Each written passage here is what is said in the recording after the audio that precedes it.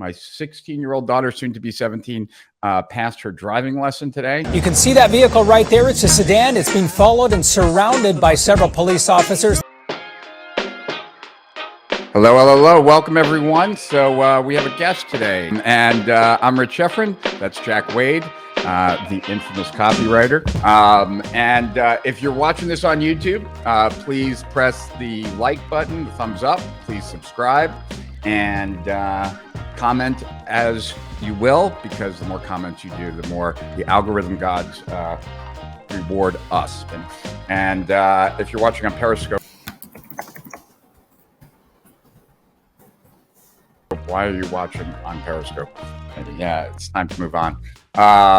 Maybe go to Instagram Reels or something. And if you're watching this, please comment, say hi, let us know where you're watching from.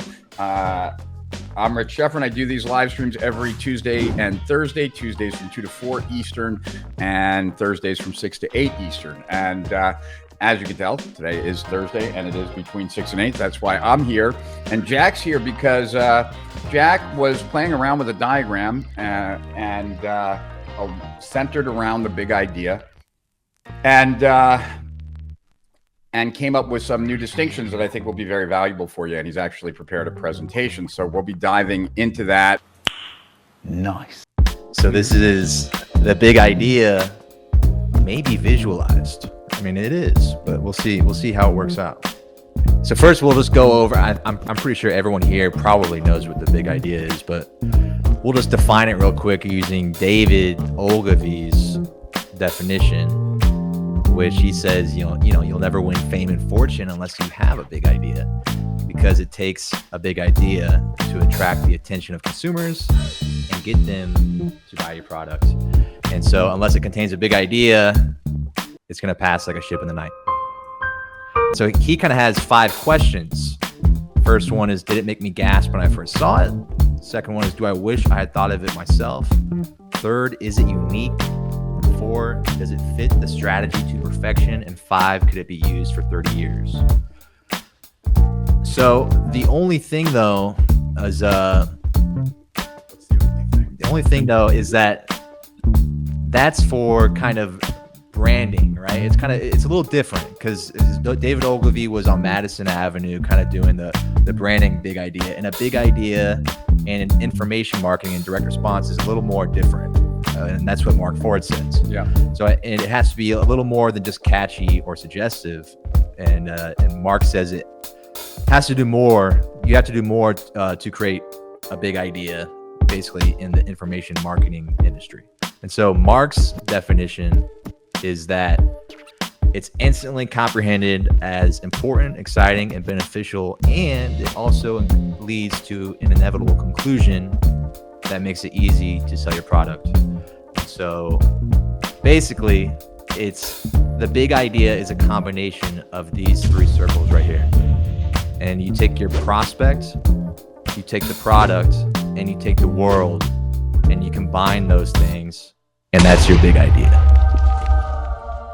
I think the most complicated part of that is the world, because I think the world is a new concept for people when they look at this diagram, and what it means really is the reason why it's your product is relevant right now.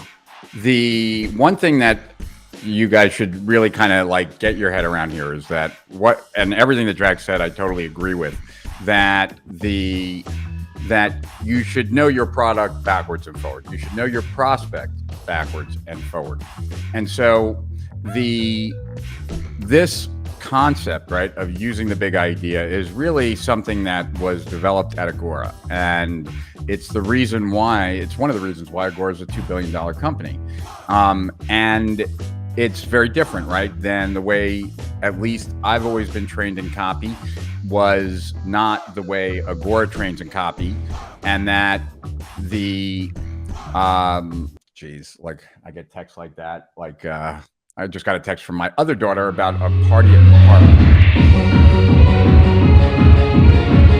Let me just say something and then it will all make sense, right? So at Agora, right, the copywriters could spend, if they have 8 weeks on a promo, they'll spend like 6 weeks just on the idea.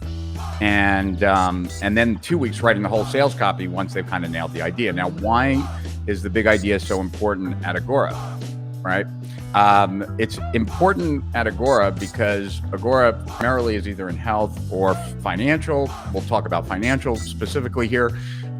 There's only like X number of ways to make money in the stock market. And when you're creating like a promo a day, you're going to like cycle through those 30 different ways to make money in the stock market quite often. So when you focus on the product, you get answers like, this does not apply to me, or I know what this is and it won't work, or I already have this, or I've seen this before, or I don't think this will work for me, or something like that, right?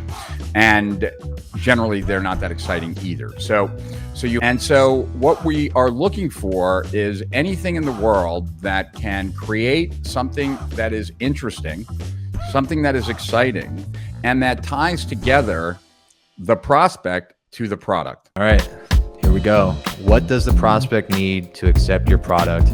I think this might be in Todd Brown's big idea training, and it's something that Mark Ford says a lot too. Wow. One big promise. So that's similar to a lot of what you guys are saying, but that's what you need at the end of the day. One big promise is essential to the big idea.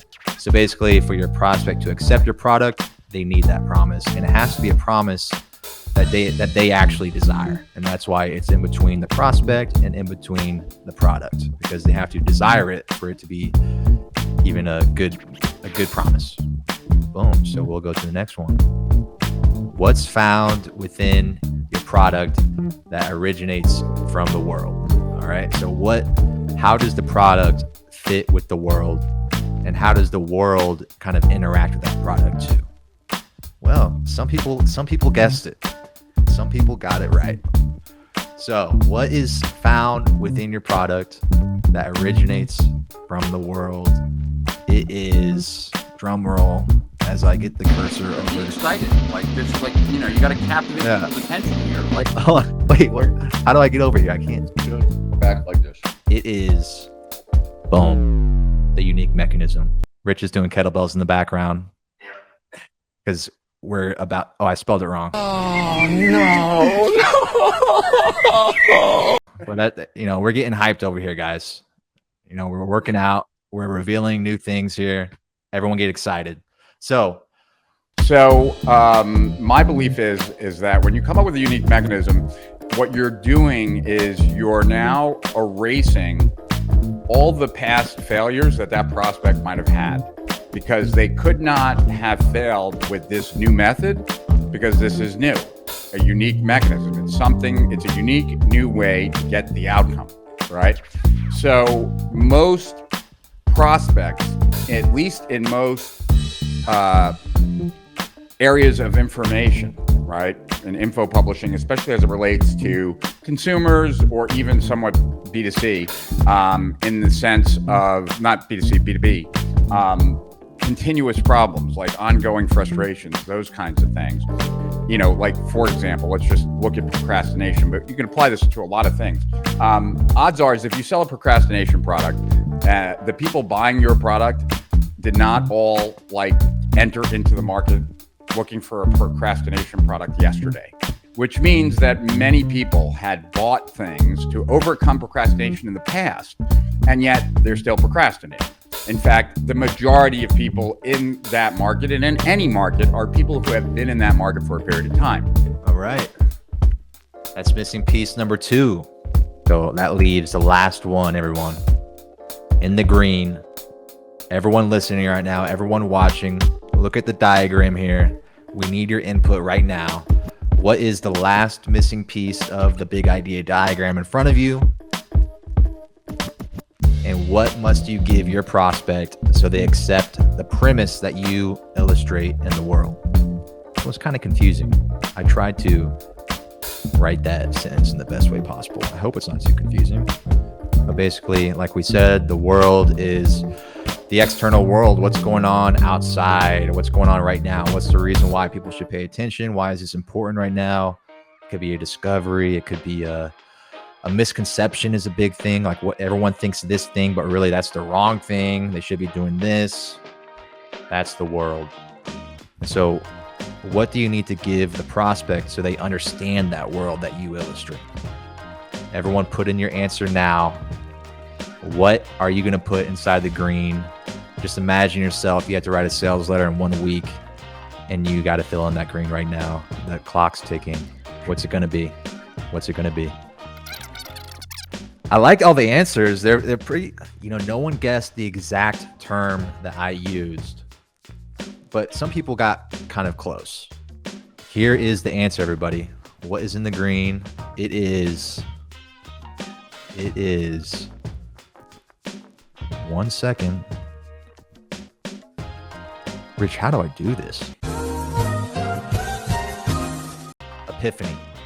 And so, like I said there, it's for your prospect to accept the premise of the world, you have to induce an epiphany so they realize the new truth that you are kind of presenting them. Anything you want to touch on that? I've done a lot of research on epiphanies, primarily because I've been thinking about epiphanies since 2006 when I started writing reports. And I want you to think about for a second, like when you get an epiphany, how it feels. There's a mental charge. There's actually a connection, a new connection is being made in your brain. That's what is going on. There's a surge of dopamine and serotonin. It feels good, right? Like you just felt like you figured something out. When I'm presenting and I can see people like nodding their head, like when I'm doing it live in front of people, that's when I know, right? Like the reason why the cover of the Internet Business Manifesto had the U diagram on it is that when I presented in like from a stage and I asked people like in the application to my coaching program, at what point in the presentation did you decide you needed to apply for this program? 95% said like the U diagram. And so like when 95% of the people that are applying for your program, like in, or prospects, right, tell you that a specific graphic was the thing that got them to apply, then you know that you have the seeds of a big idea right there, right? So with that said, I'll see those of you who join me on Tuesday from 2 to 4 Eastern. And until then, to higher profits beyond, Jack and Rich signing off. And if you haven't gone through this month's Steal Our Winners, make sure to do that. We've got some great strategies in there. And until I talk to you guys again, adios.